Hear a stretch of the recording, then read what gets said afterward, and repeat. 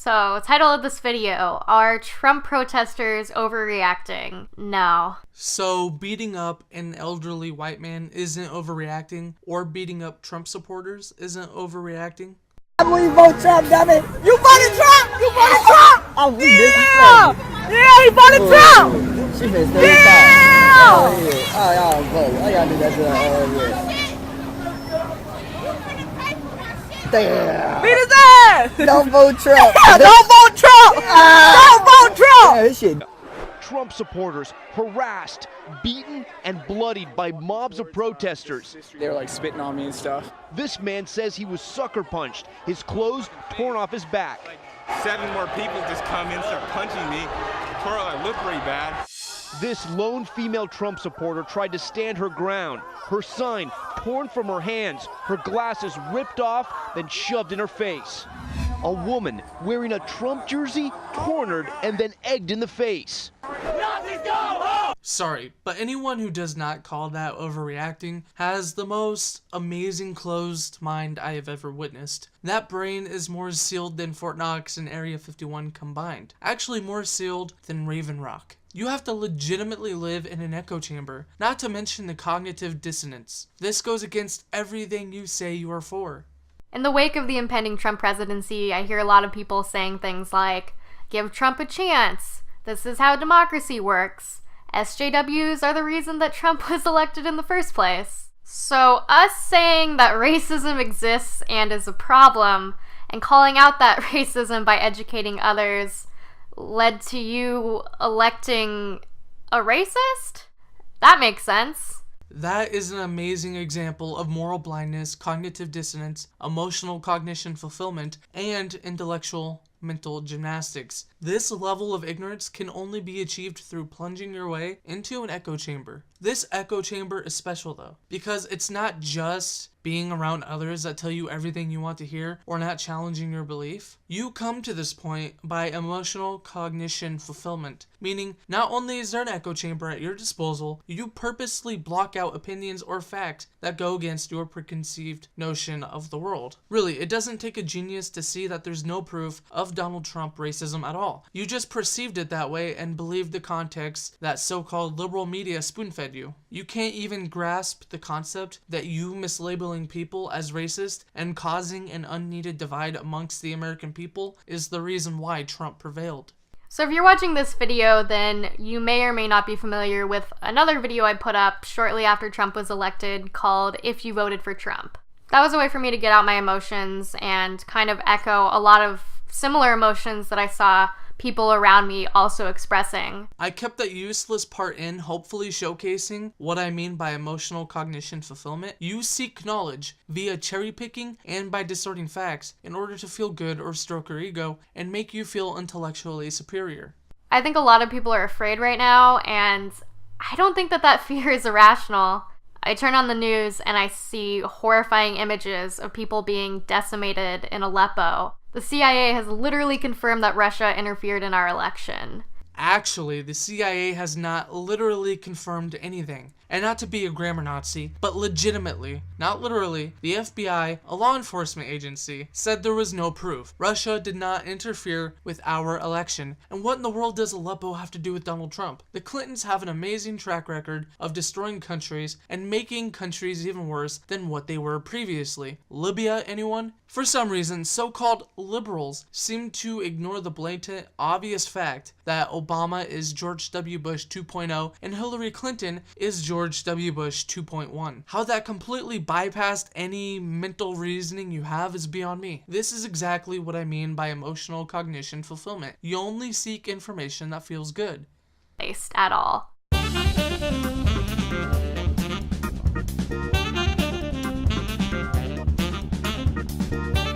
What's so bad about replacing the Affordable Care Act? It's made healthcare and insurance a whole lot worse. Not to mention, it's government forced coercion that forces me to get healthcare, otherwise the state will steal more of my money, to give others that lovely, free, cheap healthcare.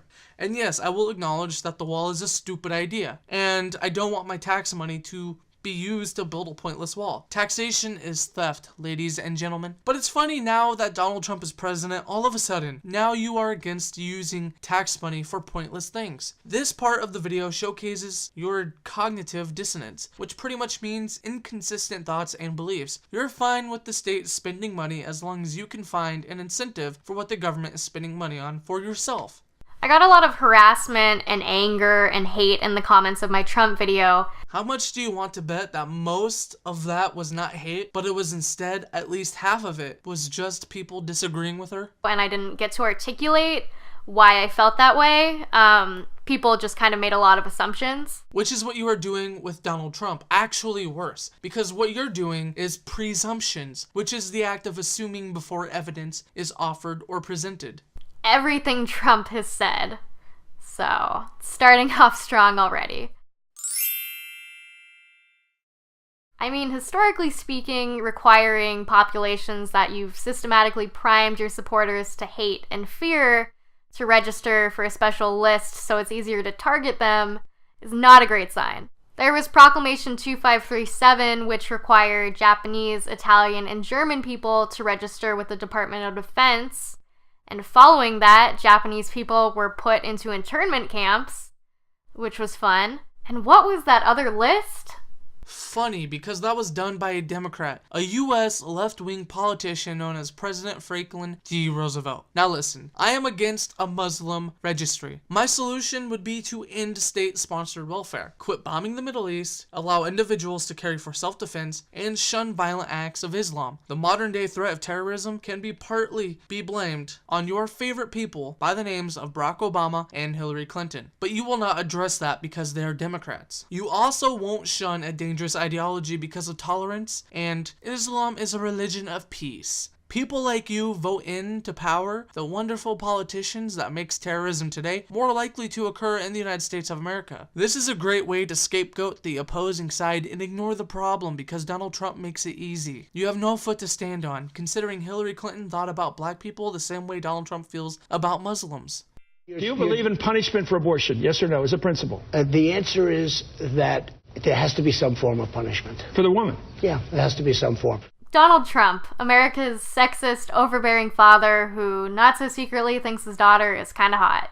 Donald Trump explicitly said that abortion was to be a state issue, which I agree with even as a libertarian. But if being against abortion makes you sexist, then does being for abortion make you a murderer? Also, calling Donald Trump a sexist makes you a little hypocritical, because your side thinks that women need to be taken care of via the state and Planned Parenthood, completely taking power and independence away from women, which ultimately translates into women cannot take care of themselves, therefore are reliant on someone else. That to me is forcing women into the victimhood category. But you'll ignore your hypocrisy, your cognitive dissonance. And didn't Hillary Clinton call Bill's sexual assault accusers of being a vast right-wing conspiracy theory? Isn't not believing sexual assault victims sexism? There's that cognitive dissonance and emotional cognition fulfillment again.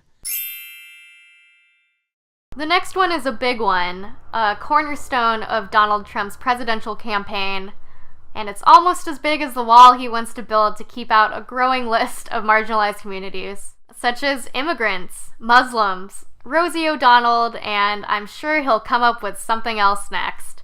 You see, there is another example of emotional cognition fulfillment. You're ignoring that Hillary Clinton and Bernie Sanders both supported a wall until they didn't. And a wall isn't going to keep out immigrants. I am 100% sure that no one said anything about immigration. You see, we can't actually have a conversation about the actual effects on the economy that immigration has, both negative and positive, because you've lumped immigration and illegal immigration into the same exact category, therefore calling anyone who wants to have a conversation about it a racist. Now, we can't have that discussion because of you. Reince Priebus, who sounds like a real-life Disney villain, is Trump's pick for chief of staff. He assures us that the Trump administration is not interested in a registry for Muslims, but it worries me that they had to dispel that rumor in the first place. Why does that worry you? You leftists are all for mislabeling people as racist, sexist, and homophobic, forcing people to dispel rumors. Such a shocker there. Well, not so much a rumor as it was a direct quote from Trump himself, or Trump's national security advisor, who once said, "Fear of Muslims is rational." Is it though? Yes it is. And this is coming from someone who is against registries by the federal government and who is for religious liberty. Outside of events that none of us were alive for or isolated Planned Parenthood bombings, Christians and Jews aren't blowing shit up in Western civilizations in massive numbers. This is where liberals, insert favorite white Christian mass shooter here, interject their intellectually dishonest opinions here. I challenged you to find one instance where Jesus Christ says to kill the infidel. Then we also have insert Iraq conflict, US Middle East bombings here. Yes, Iraq was terrible, but there is objectively a difference between targeting civilians and targeting government and active military outposts that takes on collateral damage such as civilians. Priebus did, however, say that he would like to put a freeze on immigration from areas where terrorists are from. So you mean... Well, what about... Oh, I have one. I could not make this shit up. She did exactly what I said liberals like to do. Again, find me where Jesus Christ said to kill the infidel. Oh wait, you can't. Steve Bannon, who has been appointed as chief White House strategist and has been referred to by the media as homophobic, anti-Semitic, and a white nationalist, which in this day and age is really just a euphemism for neo-Nazi. But let's give this guy a chance. How do we really know that he's that bad at being a person? Donald Trump, in an interview after winning, specifically said that gay marriage was a done issue, and the courts already solved the issue. It's over. Get over it. But yes, I don't like Steve Bannon either. Of where we're going. Can you say yikes? Bannon once told women who were receiving targeted harassment and threats online to just log off and to stop screwing up the internet for men. Fucking bravo. Yes, people take comments on the internet too fucking seriously. I think Milo Yiannopoulos, despite your feelings towards said person, exposes that problem rather well. Perhaps the most sinister thing that Bannon or any human person has ever said was, darkness is good. Dick Cheney, Darth Vader, Satan, that's power. It only helps us when liberals get it wrong, when they're blind to who we are and what we are doing. Then his eyes glazed over, a sinister smile crept across his lips, and he started burning actual puppies alive. Like, not only is he comparing himself to Darth Vader, you know, everyone's favorite fictional hero, but he's also literally warning liberals to watch out for him. Honestly, I could go on. Sounds like my kind of guy, even if I don't like him. Mike Pence. Just all of it. The whole thing. Some of his greatest hits include advocating for the reversal of laws put into place to prevent discrimination on the basis of sexual orientation. I agree with him. I don't want Christians or even Muslims to lose the businesses they own because they don't want to bake cakes for gay weddings. They're usually more than willing to bake the damn cake, but don't want to decorate it. Funny thing is you only seem to target Christians and not Muslims. Cognitive dissonance. As Eric July and Backwards said in one of their great songs, black, white, gay, straight, need to pipe down. Nobody's obligated to accept your lifestyle. Stop thinking that the government should force it. Vladimir Putin, who literally interfered with the results of our election. Literally. And no, he didn't. Honestly, that's it. I'm fucking done. There's a lot more I could say, and there are a lot more, really concerning things about the Trump presidency, but... It's actually really sad. She's a really pretty girl with the most outlandish political beliefs ever. I'm not saying that just because she doesn't like Donald Trump. I'm saying that because of her cognitive dissonance and emotional cognition fulfillment. It's really sad. Renegade Slogan Media out.